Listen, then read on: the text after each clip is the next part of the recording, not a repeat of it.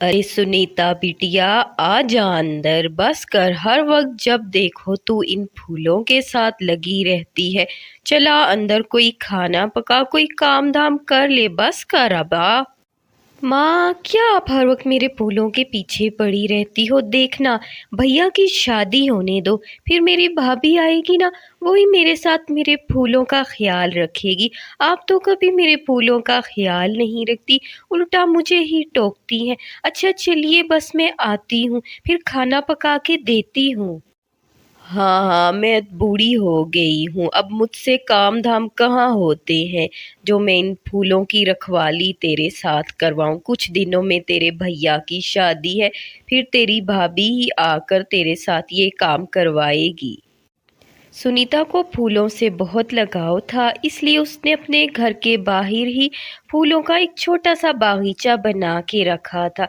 माँ उसे खाना पकाने के लिए बुलाती है तो अंदर आकर सुनीता बैठी खाना पका रही थी। इतनी ही देर में उसका भाई भी आ जाता है। आ गया मेरे बच्चे, चला खाना बस बन ही गया है। जी माँ, बहुत ज़्यादा थक गया हूँ और आज तो मुझे भूख भी बहुत ज़्यादा लगी है। जल्दी से बस खाना लगा दीजिए। सुबह के नाश्ते के बाद कुछ नहीं खाया मैंने। चलिए भैया, खाना खा लीजिए, मैंने दाल चावल बनाए हैं। भैया, बस 2 दिन बाद ही आपकी शादी है, फिर देखिएगा मेरी भाभी आ जाएंगी और मेरे साथ फूलों की रखवाली करवाएंगी। अरे, इसको तो हर वक्त बस अपने फूलों की पड़ी रहती है। भाभी आएगी तो उसको भी अपने साथ ही लगा रखेगी। अरे माँ, कोई बात नहीं है। उसको एक बहन मिल जाएगी, फिर क्या हुआ। चलिए अच्छा, आप खाना खा लीजिए, बहुत ज़्यादा भूख लगी है। कुछ ही दिनों बाद सूरज की शादी प्राची से हो जाती है। प्राची एक बहुत अच्छी लड़की थी। फिर प्राची अपनी पहली रसोई का खाना बनाती है जो घर में सबको बहुत पसंद आता है। खाना खाने के बाद फिर सूरज अपने काम की तरफ निकल जाता है। सब अपने कामों में लग जाते हैं और यहाँ सुनीता अपने फूलों के बागीचे के साथ लग जाती है। भाभी देखिए, ये सब फूल अच्छे हैं ना? हाँ हाँ सुनीता, क्यों नहीं, तुम्हारे फूल बहुत अच्छे हैं, लेकिन तुम इन फूलों को सिर्फ बाहर तक क्यों नहीं रखती? देखो, फूलों से तो फूलों के गुलदस्ते बनाए जाते हैं, बहुत सी चीजें, घर को भी सजाया जाता है। तुम इनको घर में सजाने के लिए क्यों नहीं लगाती हो? अरे वाह भाभी, ये आइडिया तो मेरे जहन में आया ही नहीं। हम घर को भी फूलों से सजा सकते हैं। चलिए आइए, मैं कुछ फूल ले चलती हूँ और घर को सजाती हूँ।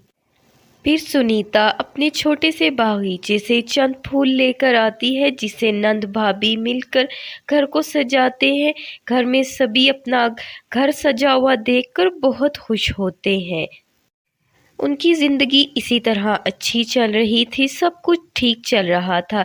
लेकिन कुछ ही दिनों बाद ऐसा हुआ कि प्राची जब खाना पकाने के लिए बैठी तो वो क्या देखती है कि राशन ख़त्म होने वाला है।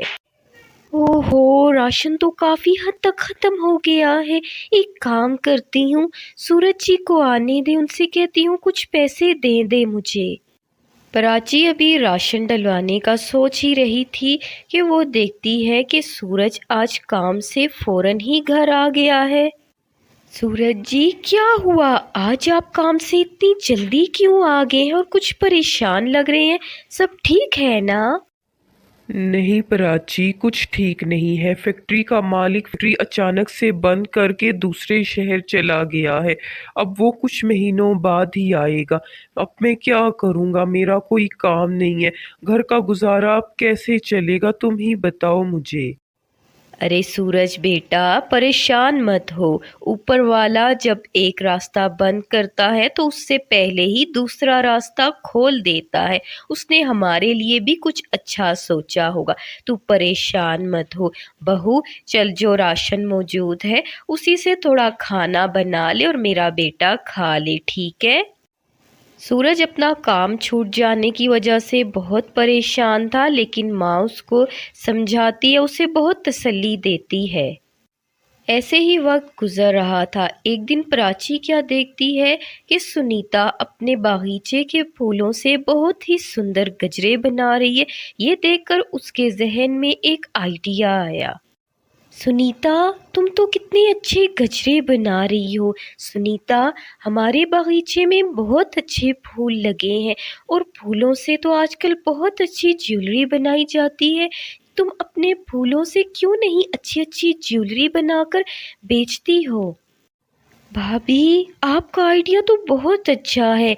लड़कियां तो मेहंदी के फंक्शन में ज़्यादातर फूलों की ज्वेलरी ही पसंद करती हैं और शादी का सीज़न है, इससे तो हमारी अच्छी खासी कमाई हो जाएगी। चलिए आइए, मैं बहुत से फूलों की ज्वेलरी बनाती हूँ और फिर उसे बेचते हैं बाज़ार में। हाँ सुनीता, तुम्हारे भैया का काम भी नहीं है, घर में राशन भी ख़त्म हो चुका है। हम फूलों की ज्वेलरी दोनों बाज़ार में बनाकर बेचते हैं, फिर देखना हमारी अच्छी खासी कमाई होने लगेगी। फूलों के गुलदस्ते भी बेचेंगे, देखना इससे हमारे घर के हालात ठीक हो जाएंगे। चलो तुम बनाओ, मैं जल्दी से खाना बनाती हूँ।